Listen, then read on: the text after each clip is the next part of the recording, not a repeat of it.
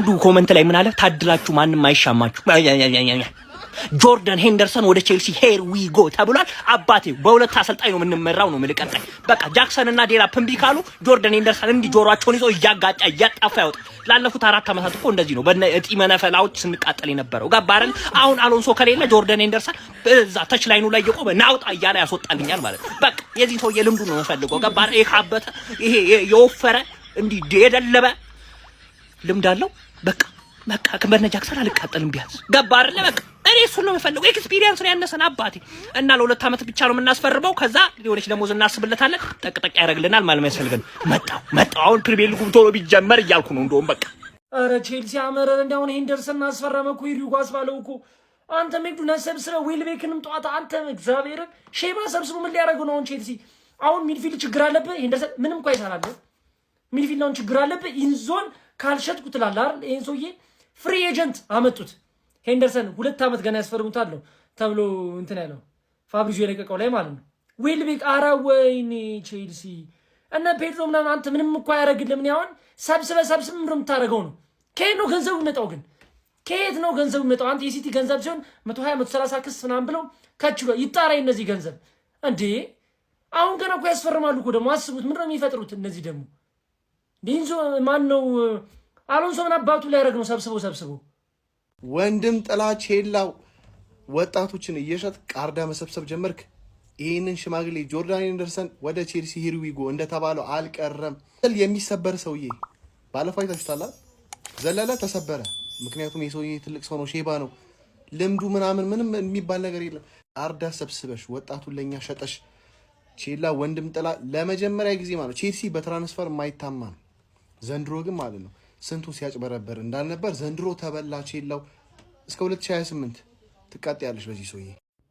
በቃ ይዘህ ግባ በለው ነው። በቃ ይዘህ ግባ በለው ነው። ቼልሲ ቤት ላይ ቼልሲ ፋንስ አሁን ጥያቄ ምንድነው? ማንን ነው አሁን ደግሞ የምትፈልጉት? ማን ይምጣልን? እነዚህ 2 በእድሜ የጠገቡ ሰዎችን አስፈርመናል። ዳኒ ዌልቤክን ጠዋት ላይ ሄርዊጎ ብለናል። አሁን ደግሞ ጆርዳን ሄንደርሰንን ሄርዊጎ የሚለውን ዜና ሰምተናል። ቀጣይ ማንን ነው የምትፈልጉት? ወይስ ሌላ ተጫዋች ትፈልጋላችሁ? እኔ በቂ ነው ብዬ ነው የማስበው። በቂ ነው፣ አሁን በቂ ነው። ቲሙን ማዋቀር፣ ቲሙ ላይ በደንብ አድርጎ መስራት። ጆርዳን ሄንደርሰንም ሆነ ዳኒ ዌልቤክ ለቼልሲ በጣም ብዙ የሚጠቅሙ ልጆች ናቸው። ሌላ ማንን ትፈልጋላችሁ ነው? በጣም ደስ ብሎኛል እነዚህ 2 ልጆች መምጣታቸው። ቼልሲን በጣም በብዙ ያግዛል ብዬ አስባለሁ። በወጣቶች የተሞላው ቼልሲ በቀጣይ ምንም እንከን አልባውን ቼልሲ ነው ማየት የምፈልገው።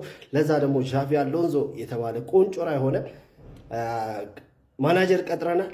ደስ ብሎኛል። ፎሎ አድርጉ፣ ኮፒ ሊንክ፣ ሪፖ ሼር እያደረጋችሁ አድርሱል። ባይዜ በእድሜ ገፍተዋል ብለው ያጣጥላሉ እንጂ ሁሉም ቢያገኙ የማይምሯቸው ተጫዋቾች ናቸው።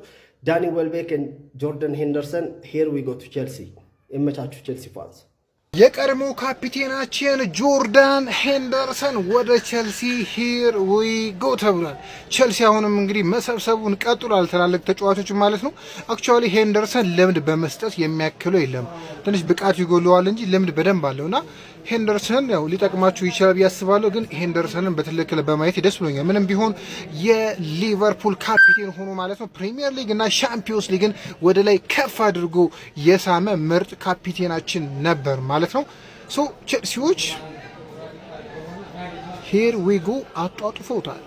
አጅሬውም እንግዲህ ወደ ቼልሲ ሄርዊጎ ተብሏል። ከዚህ በኋላ የቼልሲን ሄርዊጎ ሰብሰብ እያደረገን 3-4ቱን አንድ ላይ ካልሆነ በስተቀር ቪዲዮአችን ሙሉ የቼልሲ ሊሆን ነው ማለት ነው። ግን የቼልሲ ደጋፊዎች ምን እየተሰማችሁ ነው?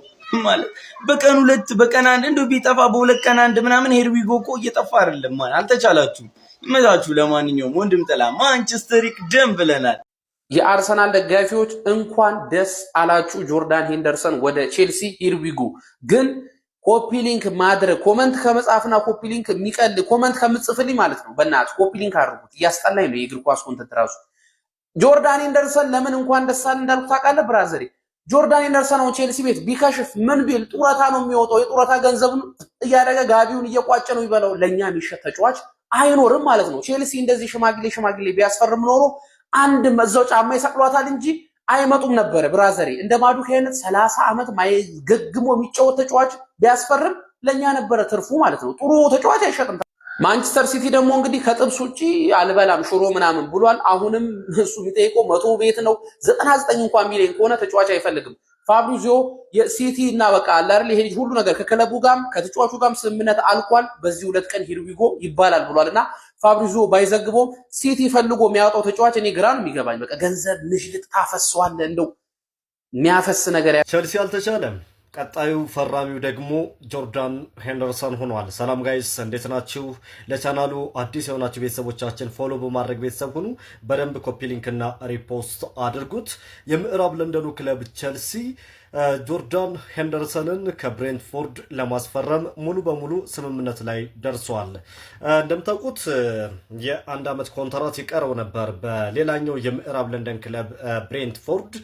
ነገር ግን ከብሬንትፎርድ ጋር በስምምነት በመለያየት ወደ ስታንፎርድ ብሪጅ ለማምራት ሙሉ በሙሉ ስምምነት ላይ ደርሷል። ጆርዳን ሄንደርሰን የቀድሞው የሰንደርላንድ እንዲሁም ደግሞ የሊቨርፑል ድንቅ ተጫዋች ከሊቨርፑል ጋር በርካታ ስኬቶችን አሳክቷል። የሊቨርፑልም አምበል በመሆን ለረጅም ጊዜ ማገልገል ችሎ እንደነበረ ይታወሳል። ከሊቨርፑል በኋላ ወደ አያክስ አምስተርዳም አመራ። ባለፈው ዓመት ደግሞ ከንቦቹ ብሬንትፎርድ ጋር ተመልክተነው ነበር። ዘንድሮ ደግሞ ማረፊያው የቻቢ አሎንሶ ቸልሲ መሆኑ ተረጋግጧል። በፕሪሚየር ሊጉ ረጅም ጊዜ ልምድ አለው። እንደምታውቁት ረፋድ ላይ ዛሬ እኔም በመረጃ ሰዓት የነግሬያቸው ነበር። ዳኒ ዌልቤክን ለማስፈረም ተስማምቶ ነበር ቸልሲ። አሁን ደግሞ ጆርዳን ሄንደርሰን፣ ሁለቱ በድምሩ እድሜያቸው 71 ዓመታቸው ነው። ዳኒ ዌልቤክ 35 ዓመቱ፣ ጆርዳን ሄንደርሰን ደግሞ 36 ዓመቱ ላይ ይገኛል። ለሁለቱም ተጫዋቾች የ2 ዓመት ኮንትራት እስከ 2028 ድረስ ሰማያዊዎቹ ቸልሲ ሰጥተዋቸዋል። ሁለቱም ተጫዋቾች እንዲሁም ክለቦች ተስማምተዋል። ቀጣይ እንግዲህ በቸልሲ ቤት የምንመለከታቸው ይሆናል።